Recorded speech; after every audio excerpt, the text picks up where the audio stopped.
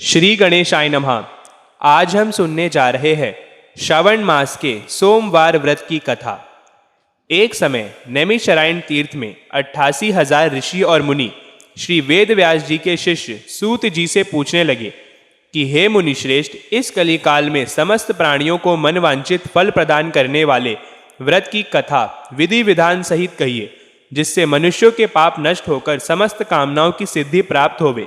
ऋषि और मुनियों की इस पवित्र धारणा का स्वागत करते हुए श्री सूत जी बोले कि कामनाओं को सफल करने वाला सोमवार का व्रत है, सो मैं आप सबसे स्नेहवश सोमवार व्रत कथा कहता हूँ, ध्यान लगाकर सुनिए। अब हम सुनते हैं सोमवार व्रत का महत्व एवं विधि। सूत जी बोले कि सोमवार व्रत साधारणतः दिन के तीसरे पहर तक करना चाहिए। इस व्रत में फलाहार अथवा पारणा का कोई विशेष नियम नहीं है, किंतु दिन रात में एक ही समय भोजन करना अति आवश्यक है। सोमवार के व्रत में शिव पार्वती जी का पूजन करके शिव हिम्न स्तोत्र का पाठ हो सके तो करना चाहिए। अब हम सुनते हैं श्री सोमवार व्रत कथा। प्राचीन काल में एक धनवान सेठ था, जिसके यहाँ धन की कुछ भी कमी नहीं थी, परंतु सब कुछ होते हुए भी उसे एक बड़ा भारी दुख संतान ना होने का था और पुत्र प्राप्ति की चिंता में हर समय बेचैन रहता था। वह पुत्र प्राप्ति की कामना से प्रति सोमवार को भगवान शंकर जी का व्रत और पूजन नियम अनुसार करता था और सायंकाल को शिवजी के मंदिर में धूप दीप जलाया करता था। उसकी सच्ची श्रद्धा भक्ति देखकर एक समय श्री जगत माता पार्वती जी ने श्री भगवान भोले भंडारी से अनन्य विनती के साथ हाथ जोड़कर कहा कि हे त्रिलोकीनाथ, यह सेठ आपका भक्त है, इसलिए आप इस पर कृपा कीजिए और इसकी मनोकामना पूर्ण कर दीजिए। श्री पार्वती जी की यह बात सुनकर देवों के देव श्री महादेव जी बोले कि हे गिरिजा, यह संसार एक कर्म क्षेत्र है। यहाँ प्राणी कर्म करने को ही शरीर धारण करता है। जैसे किसान खेत में जैसा बीज बोता है वैसे ही उसे फल प्राप्त होता है, ठीक उसी प्रकार संसार में जो जैसा कर्म करता है वो वैसा ही फल पाता है। अपनी अपनी करनी का ही सब प्राणी फल भोगते हैं। यह बात सुनकर दयामयी श्री पार्वती जी ने फिर अनन्य विनय कर कहा कि हे प्राणनाथ, जबकि यह बेचारा रात दिन दृढ़ विश्वास के साथ आपकी भक्ति करता है, तब आप कृपा करके इसके दुख का निवारण कीजिए। आप तो दया के धाम हैं, अतएव इस पर दया अवश्य करनी चाहिए। श्री गिरिजा भवानी जी के इस प्रकार आग्रह करने पर श्री शिवजी महाराज बोले कि हे पार्वती, वैसे तो इसे किसी प्रकार का कोई कमी नहीं है, केवल एक पुत्र का अभाव है। सो ये पुत्र प्राप्ति की चिंता में ही रात दिन दुखी रहता है। इसके भाग्य में कोई पुत्र नहीं है, फिर भी मैं इसकी श्रद्धा देखकर और तुम्हारे आग्रह से उसको पुत्र प्राप्ति का वरदान देता हूँ, परंतु वह पुत्र केवल 12 वर्ष ही जीवित रहेगा। इसके पश्चात वह मृत्यु को प्राप्त हो जाएगा। सो हे पार्वती, इससे अधिक मैं इसके लिए और कुछ भी नहीं कर सकता। शिवजी महाराज और पार्वती जी की ये सब बातें वो सेठ भी पूजा करते हुए सुन रहा था। इस बात से उसे ना तो कुछ प्रसन्नता हुई और ना ही दुख प्राप्त हुआ। वह उसी प्रकार प्रत्येक सोमवार को श्री शिवजी महाराज का व्रत व पूजन करता रहा। इस प्रकार करते करते बहुत दिन व्यतीत हो गए। तब शिवजी की कृपा से उस सेठ की स्त्री गर्भवती हुई और 10वें महीने में उसने अत्यंत सुंदर बालक को जन्म दिया। सेठ के घर में बहुत खुशी मनाई गई, परंतु सेठ को उसकी केवल 12 वर्ष की आयु जानकर कोई प्रसन्नता नहीं हुई और ना ही उसने यह भेद किसी को प्रकट किया। इस प्रकार प्यार दुलार से वह सुंदर बालक 11 वर्ष का हो गया। तब उस बालक की माता ने अपने पतिदेव से कहा कि हे प्राणनाथ, अब हमारा लाल सयाना हो गया है, अतः किसी सुंदर गुणयुक्त कन्या से इसका विवाह रचा दिया जाए। इस पर सेठ ने कहा कि अभी इसका विवाह नहीं करूंगा, क्योंकि मैं इसे काशी जी पढ़ने को भेजना चाहता हूँ। इतना कहकर सेठ ने उस बालक के मामा को बुलवा लिया और उसे बहुत सा धन देकर कहा कि तुम इसे पढ़ने के लिए काशी जी ले जाओ। मार्ग में जहां भी ठहरो वहां यज्ञ व दान दिल खोलकर करते जाना तथा भूखों को भोजन वस्त्र देते हुए चले जाना। इस प्रकार समझा बुझाकर सेठ ने दोनों को भेज दिया। वे दोनों मामा भांजे यज्ञ रचाते, भूखों को वस्त्र और भोजन तथा ब्राह्मणों को दान देते हुए चले जा रहे थे। चलते चलते मार्ग में एक शहर में रुके। दैव योग से उस नगर के राजा की कन्या का विवाह होने वाला था और राजा बारात लेकर आया था। उसका लड़का एक आंख से काना था। राजा को इस बात की बड़ी चिंता थी कि काने वर को देखकर कन्या के माता पिता विवाह से इनकार न कर दे। इस कारण जब उसने अति सुंदर सेठ के लड़के को देखा तो मन में विचार किया कि क्यों न इस लड़के को दुल्हा बनाकर बारात का ढुकाव करा लिया जाए। जिससे किसी प्रकार की बाधा न पड़े। ऐसा विचार करके राजा ने उस लड़के के मामा से प्रार्थना की तो वे दोनों सहमत हो गए। तुरंत उस सेठ के पुत्र को स्नान आदि कराकर तेल फुलेल मलकर उसे वर के वस्त्राभूषण पहना दिए। इस प्रकार उसका सौंदर्य और भी अधिक बढ़ गया और उसे घोड़ी पर चढ़ाकर बड़ी धूमधाम से बारात का ढुकाव कराया। उस सुंदर वर को देखकर स्त्रियां बहुत प्रसन्न हुई और बड़ी सुंदरता के साथ सारा काम हो गया।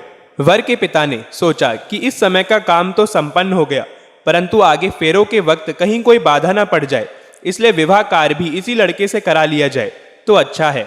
ऐसा विचार कर वर के पिता ने उस लड़के के मामा से विनय पूर्वक अनुकूल वचन कहे कि आप कृपा करके फेरों और कन्यादान का काम भी करा दे तो आपकी बड़ी कृपा होगी। हम इसके बदले में जितना भी कहोगे धन दे देंगे। उन दोनों मामा भांजे ने वर के पिता की यह बात भी स्वीकार कर ली और विवाह का समस्त कार्य बड़ी अच्छी तरह से संपन्न हो गया। परंतु जब लड़का महल में गया और प्रेमालाप करने के बाद राजकुमारी सो गई तो उसने राजकुमारी की चुंदरी के पलड़े पर लिख दिया कि तेरा विवाह मेरे साथ हुआ है, परंतु जो राजकुमार तुझे ब्याने आया है वह एक आंख से काना है, इसलिए उसके बदले मुझे दुल्हा बनाकर सब कार्य कराया गया है। अब तुझे उसी के साथ भेजा जाएगा और मैं काशी जी पढ़ने को जा रहा हूँ। यह बात लिखकर सेठ का पुत्र तो चला आया और जब राजकुमारी सोने से उठी तो अपनी चुंदरी के पलड़े पर यह बात लिखी देखी तो उसने काने राजकुमार के साथ जाने से इनकार कर दिया और साफ कह दिया कि यह मेरा पति नहीं है। मेरा विवाह जिसके साथ हुआ है वह तो काशी जी पढ़ने गया है। यह रहस्य जानकर राजकुमारी के माता पिता ने राजकुमारी को विदा नहीं किया और बारात को खाली ही लौटना पड़ा। बारात के लौट जाने के पश्चात राजकुमारी ने ब्रह्मचर्य का व्रत के साथ सोमवार का व्रत करना शुरू कर दिया। उधर सेठ का लड़का अपने मामा के साथ काशी जी में पहुंचकर विद्या अध्ययन के साथ नित्य प्रति यज्ञ करता और याचकों तथा ब्राह्मणों को दान देता। इस प्रकार उस लड़के की आयु 12 वर्ष की हो गई। तब उस दिन उन्होंने यज्ञ रच रखा था कि उस लड़के ने अपने मामा से कहा, आज मेरी तबीयत बहुत खराब है। यह सुन उसके मामा ने भीतर लेटकर आराम करने को कहा।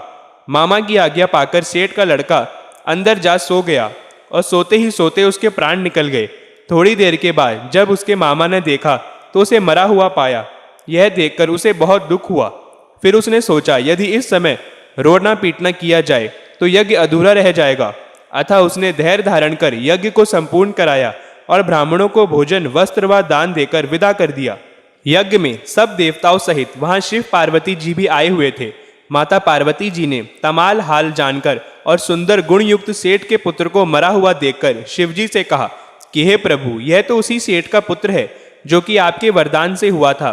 पार्वती जी की यह बात सुनकर शिवजी ने कहा, हे पार्वती, इसकी आयु इतनी ही थी सो यह भोग चुका। तब पार्वती जी बोली कि हे प्रभु जी, यज्ञ में समस्त देवताओं सहित आपने जो यज्ञ को ग्रहण किया है वे सब ही निषेध हो गया, क्योंकि यह यज्ञ के समय से ही मरा पड़ा है, इसलिए आपको इसे जीवन देना चाहिए। दूसरे एक अबला के साथ इसका विवाह हुआ है और वह आज तक आपका व्रत व पूजन प्रत्येक सोमवार को करती है। उसकी आत्मा की पुकार को भी आप स्वयं जानते हैं, क्योंकि आप समदर्शी है। तीसरे इस लड़के का पिता प्रत्येक सोमवार को आपका व्रत और पूजन कर रहा है। क्या वह आपका परम भक्त इसका मरना सुनकर दुखी नहीं पाएगा? सो हे प्रभु, आप कृपा करके इसे जीवन दान दीजिए। इस प्रकार पार्वती जी के बार बार आग्रह करने पर शिवजी ने उसको जीवन दान दे दिया। तब शिवजी की कृपा से वह सेठ का लड़का पुनः जीवित हो गया और शिव पार्वती जी कैलाश को चले गए।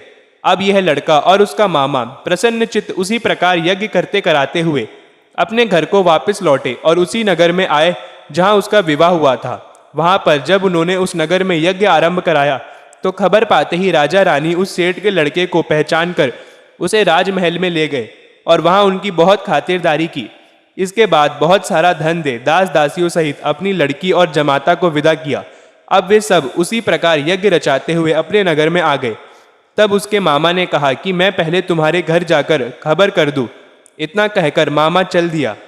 उस समय उसके माता पिता अपने ऊंचे मकान की छत पर इस विचार से बैठे हुए थे कि यदि हमारा पुत्र सुकुशल वापस लौट आया तो हम भी छत पर से उतर आएंगे, अन्यथा वहीं से गिरकर अपने प्राणों का अंत कर देंगे।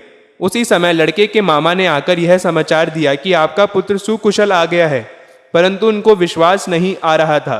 तब लड़के के मामा ने शपथ पूर्वक तमाम बीता हुआ काल सुनाया और कहा कि आपका पुत्र राजा की लड़की से विवाह करके अनेक दास दासियों सहित राजकुमारी को लेकर आया है। तब तो सेठ ने बहुत खुशी के साथ उनका स्वागत किया और आनंद व प्रसन्नता से रहने लगे। इसी प्रकार जो कोई सोमवार के व्रत को धारण करेगा अथवा इस पुण्य प्रदान करने वाली कथा को पढ़ेगा या सुनेगा, उसके सब दुखी दरिद्र नष्ट हो जाएंगे और उसकी सब मनोकामनाएं पूर्ण होगी, इसमें तनिक भी संदेह नहीं है। इति श्री सोमवार व्रत कथा संपूर्णम। बोलिए शंकर भगवान की जय।